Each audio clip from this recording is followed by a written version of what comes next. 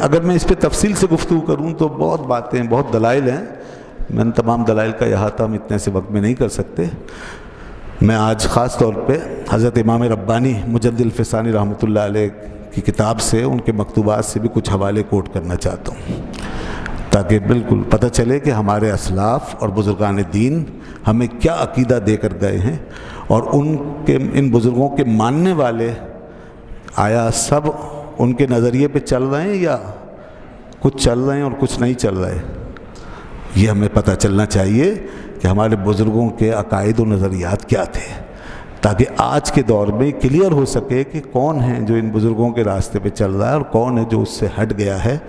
تو محض چہرے کام نہیں آئیں گے، نام کام نہیں آئیں گے، یہ جو اطاعت و پیروی ہے یہ کام آئے گی، ان کے راستے پہ جو چلے گا وہ کام آئے گا، ورنہ سب کچھ یہیں دھرا رہ جائے گا، پیری مریدی بھی، حلقے بھی، خانقاہیں بھی، سلسلے بھی، سب یہیں دھرے رہ جائیں گے، کچھ کام نہیں آئے۔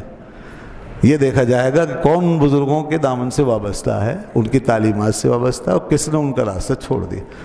جی ہاں، صراط الذین انعمت علیہم، راستہ ان کا جن پر تو نے انعام کیا، اس کی ہمیں ہدایت عطا فرما۔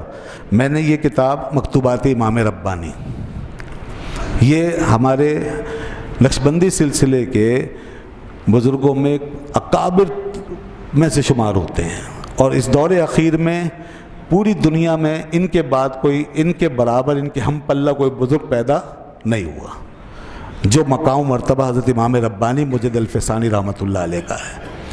پورے عالم اسلام کی خدمت آپ انجام دے کر گئے ہیں، سارے اس خطے میں، پوری دنیا میں آج اسلام کے ماننے والے جہاں جہاں موجود ہیں وہاں حضرت امام ربانی کے فیوز و برکات پائے جاتے ہیں۔ بڑے بڑے انقلابات دنیا میں برپا ہوئے ہیں آپ کی تحریک کے بعد۔ میں بہرحال یہ ایک الگ موضوع ہے، یہ آپ کی اہمیت بتانے کے لیے۔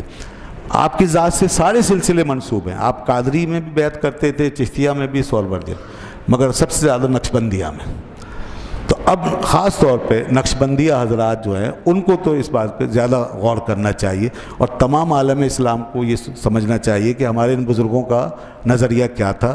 میں بالکل لفظ بہ لفظ ان کے الفاظ پڑھ کے سنا رہا ہوں، اور یہ دوسری جلد ہے مکتوبات کی، اس کا صفحہ نمبر 93 مکتوب نمبر ہے 36۔ اس میں ایک جگہ فرما رہے ہیں، اے شرافت و نجابت کے نشان والے، شیخین کی فضیلت اور ختنین کی محبت اہل سنت و جماعت کی علامتوں میں سے ہے۔ شیخین ابو بکر و عمر، اور ختنین سے مراد عثمان و علی، داماد ہیں نا، ختنین کہتے ہیں داماد کو، دونوں داماد کا رشتہ بھی رکھتے ہیں۔ اور تو یہ امر فرماتے ہیں، یعنی شیخین کی فضیلت جب ختنین کی محبت کے ساتھ جمع ہو جائے تو یہ امر اہل سنت و جماعت کے خاصوں میں سے ہے۔ دونوں چیزوں کو جمع کر لیں۔ شیخین کی فضیلت صحابہ اور تابعین کے اجماع سے ثابت ہو چکی ہے، دیکھیے آ گئی وہی بات، صحابہ اور تابعین کے اجماع سے ثابت ہو گئی ہے۔ اب خبر واحد اس کے مقابلے میں نہیں چلے گی، تو جو لوگ پیش کر رہے ہیں وہ خبر واحد لاتے ہیں اور اس سے افضلیت ثابت کرتے ہیں۔ تو صحابہ اور تابعین کے اجماع سے ثابت ہو چکی ہے، چنانچہ اس کو اکابر ائمہ نے، کہ ان میں سے ایک امام شافعی رحمۃ اللہ علیہ نقل کیا ہے، اکابر ائمہ نے نقل کیا، ان میں سے امام شافعی بھی ہیں۔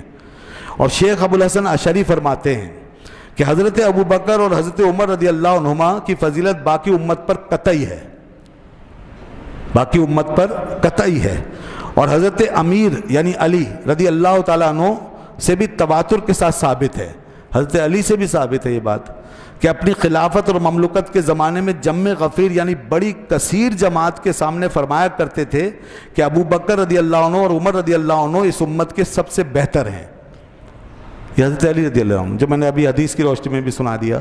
جیسا کہ امام ذہبی نے کہا ہے کہ امام بخاری رحمۃ اللہ علیہ نے روایت کی ہے کہ حضرت امیر رضی اللہ عنہ نے فرمایا کہ پیغمبر علیہ الصلوۃ والسلام کے بعد تمام لوگوں سے بہتر حضرت ابو بکر ہیں، پھر حضرت عمر رضی اللہ عنہ، بس ان کے بیٹے محمد بن حنفیہ نے کہا کہ پھر آپ فرمایا کہ میں تو ایک مسلمان ہوں، مسلمان آدمی ہوں، میں تو ایک مسلمان فرد ہوں۔ یہ جو میں نے ابھی حدیث سنائی ہے۔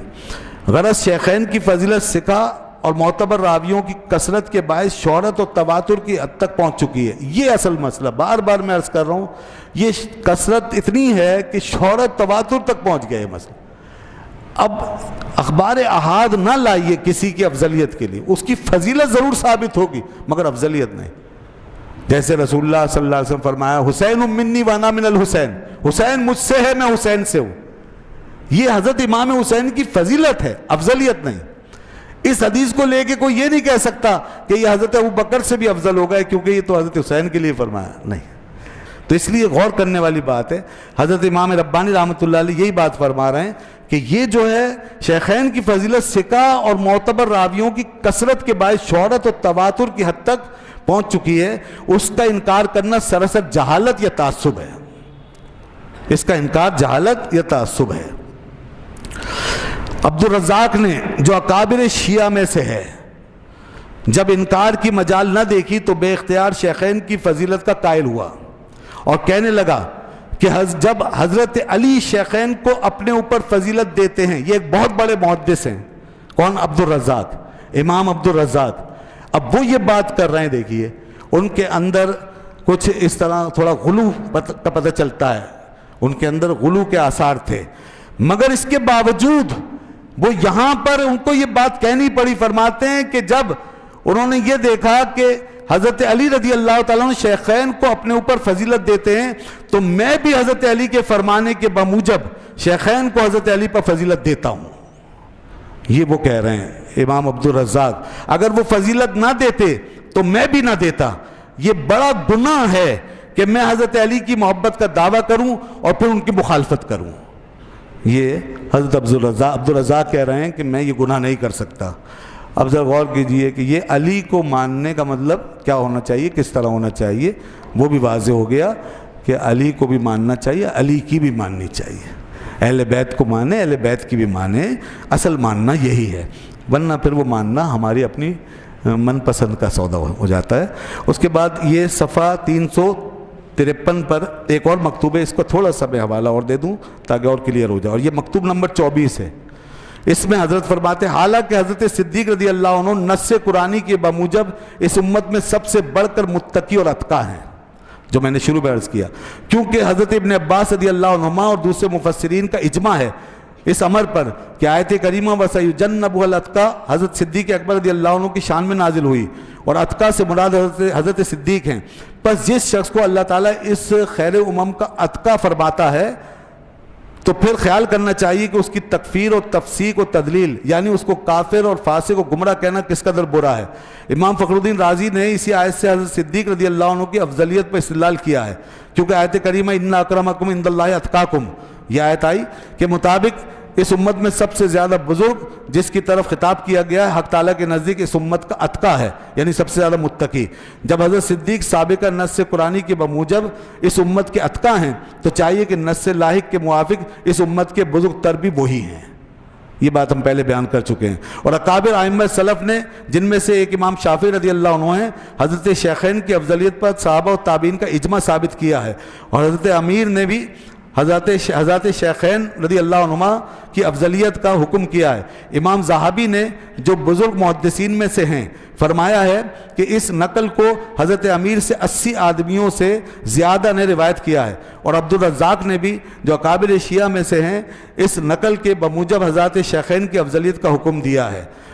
یہ سب حوالے یہاں دیے گئے وہی جو میں نے عرض کیے، بخاری کی روشنی میں، قرآن پاک کی آیتوں کی روشنی میں، اور ان اکابرین کی ائمہ کی روشنی میں حضرت امام ربانی نے اہل سنت و جماعت کا عقیدہ اور نظریہ واضح فرما دیا. تو یہ اس پر ہم قائم ہیں الحمدللہ. اگر اس پہ قائم رہیں گے اور ان اصحاب سے اور اہل بیت اور تمام بزرگوں سے محبت رکھیں گے، بے ادبی سے بچیں گے، اور جس کو جو حق دے دیا اللہ اس کے رسول نے اس حق کو مانیں گے، تو انشاءاللہ صاف ستھرا سینہ لے کے اللہ کی بارگاہ میں پہنچیں گے.